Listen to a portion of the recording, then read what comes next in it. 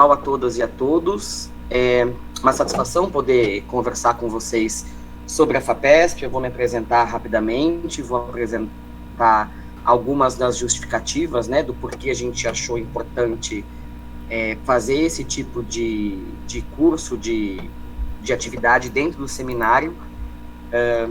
Bem rapidamente, eu quero deixar muito claro a todos e a todas que esse curso poderia ser muito maior do que isso, a gente realmente não esperava, foi surpreendente a quantidade de inscrições que nós tivemos.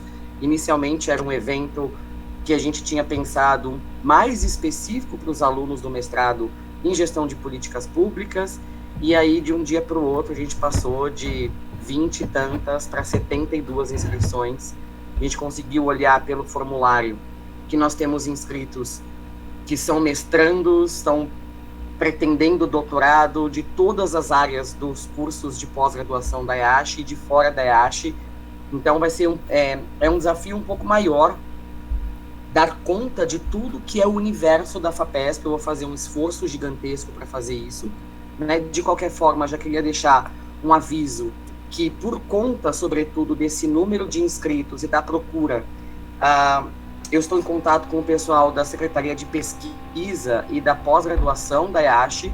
Talvez a gente tenha, para o final desse semestre ou para o próximo semestre, uma atividade mais institucional da EACHE inteira, voltada para um minicurso, um curso maior, só sobre submissão de projetos da FAPESP, que a gente possa atender às especificidades de cursos e de áreas setoriais diferentes, tá? Então é só um recado prévio, porque hoje essas 2 horas aí, esse tempo que a gente vai ter, ele é muito pouco, tá? Para entender, vocês não vão sair daqui, infelizmente, com um projeto pronto, mas vocês vão ter informações que, sobretudo, não estão no site da FAPESP, ainda que muitas estejam, mas é mais um bate-bola para a gente entender como é o processo, como a FAPESP funciona e quais são as dicas que eu posso dar para vocês a partir do meu conhecimento com a FAPESP.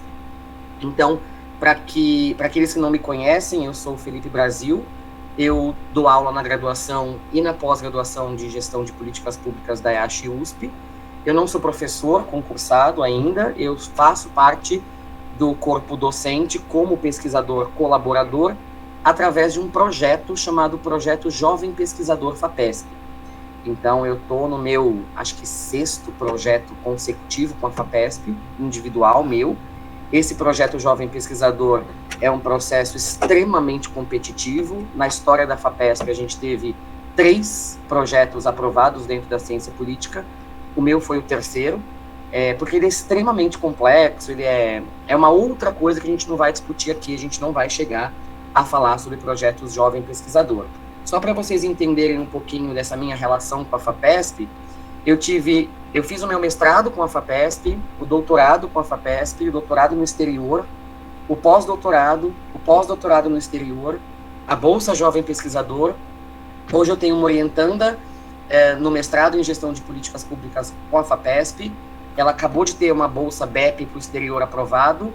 Nós estamos com 2 bolsistas de treinamento técnico da graduação, 2 iniciações científicas com a FAPESP na graduação, e temos mais uma bolsa pré-aprovada de mestrado também. Então, eu tenho uma relação aí com a FAPESP de alguns anos, né? Desde o mestrado até hoje, eu nunca tive vínculo institucional com nenhum lugar que não fosse com a FAPESP. Eu desenvolvi todas as minhas pesquisas, desde o mestrado até o jovem pesquisador, passando por mestrado, doutorado, pós-doutorado, até chegar no jovem pesquisador com a FAPESP. Então, é um processo de conhecimento da instituição. O que eu posso dizer para vocês é, quanto antes vocês entram na estrutura da FAPESP, melhor fica. Uma vez que vocês já conseguem uma bolsa de iniciação científica, se a gente tiver alunos de graduação aqui, que eu olhei na lista e temos. Quanto mais cedo vocês se inserem na estrutura da FAPESP, melhor fica o processo, porque parte do processo de avaliação é um processo de avaliação do candidato, do aluno. E é claro que a cada etapa da vida, cada etapa de submissão que vocês mandam, iniciação científica, mestrado, doutorado, pós-doutorado, eles exigem um grau de capacitação, de desenvolvimento, de publicação, de circulação em redes nacionais e internacionais distintos. né? Não é à toa que, por exemplo, você não pode submeter projeto jovem pesquisador se você não tiver passado pelo menos 2 anos no exterior depois do seu doutorado. Então, é regra, não pode, ponto final. Você submete, bate e volta. Então, num primeiro momento, eu só queria que vocês, não sei se todas e todos receberam o e-mail que eu mandei. Vocês receberam o e-mail que eu mandei com algumas recomendações? Tá, isso é extremamente importante. Por quê? Ali no site da FAPESP, o fapesp.br, vocês vão ter um pouco de informações institucionais do que pode, o que não pode, tipos de bolsas distintos. E num segundo momento, a segunda parte operacional mais importante é o SAGE. É vocês terem o cadastro ativo no SAGE, porque hoje não existe mais nada feito em papel. Tudo é feito através do SAGE e é um sisteminha que não é muito fácil de lidar. Ele tem vários caminhos, eles têm várias abas, então a gente vai tentar trabalhar um pouquinho com o SAGE hoje também. Por isso que eu pedi antecipadamente para que vocês fizessem o cadastro de vocês no SAGE, porque em um determinado momento eu vou abrir o meu SAGE aqui para vocês, como se a gente estivesse elaborando um projeto de pesquisa novo para submissão. Eu estruturei essa apresentação aqui em algumas fases, e eu preciso que vocês interajam comigo, com dúvidas, com problemas, com qualquer tipo de informação, porque senão eu não aguento falar 2 horas sozinho, e vocês vão ficar exaustos de tantas coisas pequenas que tem sobre a submissão de projetos para a FAPESP. Inicialmente, eu pensei em fazer algo mais direcionado para mestrado, dado que a maior parte dos nossos programas da EASH USP são de mestrado, mas se eventualmente alguém estiver aqui já tentando, querendo submeter projetos de doutorado, enquanto eu estiver falando, vocês podem levantar a mão, me interromper. O chat é um pouco mais complicado, porque eu não consigo olhar para vocês e chat ao mesmo tempo, mas não se preocupem com formalidades, clica aí na mãozinha, eu interrompo o raciocínio e a gente fala sobre o doutorado. Ainda que o doutorado e o mestrado a gente tenha poucas mudanças no processo FAPESP, a não ser a quantidade de pareceristas que vão olhar o projeto e dar parecer no projeto de vocês, o processo ele segue mais ou menos igual o tempo todo. Tudo bem?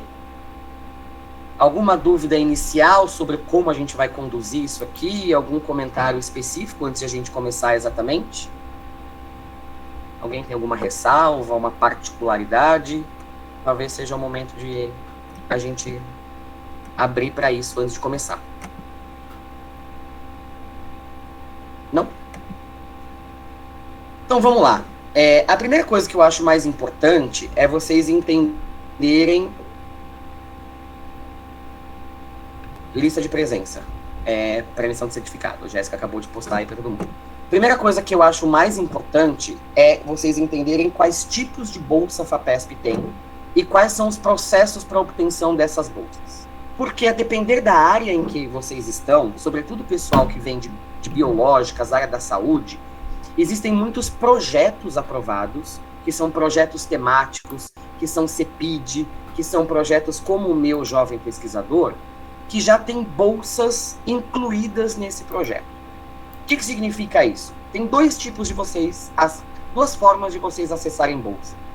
O que a gente chama de bolsa balcão, que é aquela bolsa que a maior parte das pessoas busca, que é você e seu orientador fazerem todo o processo sozinhos, individualmente.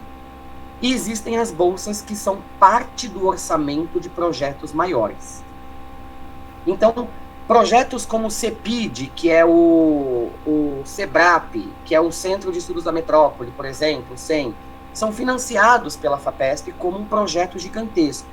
A área da saúde tem inúmeros desses projetos CEPID, desses projetos grandes, ou projetos temáticos, que a gente chama, que é cheio na engenharia, é cheio nas áreas que tem produção de patentes e tudo mais. Na área de ciências humanas, obviamente, como sempre, isso é sempre um pouco mais complicado, mais difícil de conseguir esses tipos de projetos. São poucos aqueles que existem e eles são bem competitivos. Mas, sempre que vocês ouvirem chamadas, né, bolsa de pós-doutorado em tal lugar, bolsa de...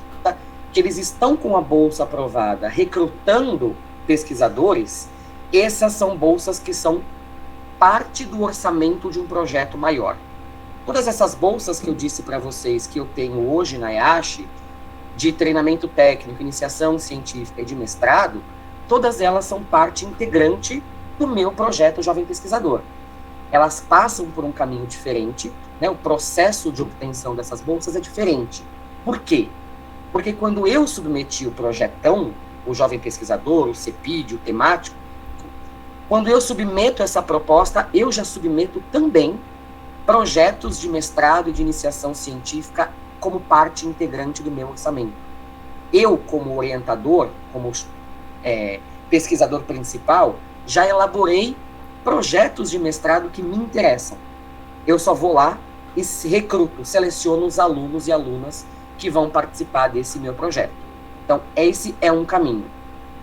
É um caminho bem mais fácil, né, para o estudante, mas é um caminho com poucas opções. Então, vocês não vão ver uma série de ofertas, sobretudo nas ciências humanas e sociais aplicadas, de bolsas de mestrado, doutorado e pós-doutorado abertas o tempo todo para recrutar estudantes, né, e pesquisadores na área de ciências sociais ou nas ciências humanas ou sociais aplicadas.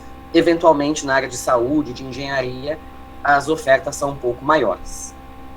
Tranquilo até essa parte? Então, esse é um tipo de acesso ao FAPESP. Tudo isso sempre é coordenado, direcionado, tutelado pelo pesquisador principal, pelo orientador. Vocês que têm acesso ao SAGE agora, que já entraram no sistema, vocês podem fazer muitas coisas. Cadastrar o projeto, colocar as informações. Nada é feito pelo estudante, pelo pesquisador, graduando ou pós-graduando. Tudo depende exclusivamente do orientador. A submissão só é efetivada a partir do aceite, né, e da afirmação do seu orientador. E aí a gente entra, então, nas bolsas balcão, que são as bolsas de submissão em fluxo contínuo, e isso é importante, porque há uns anos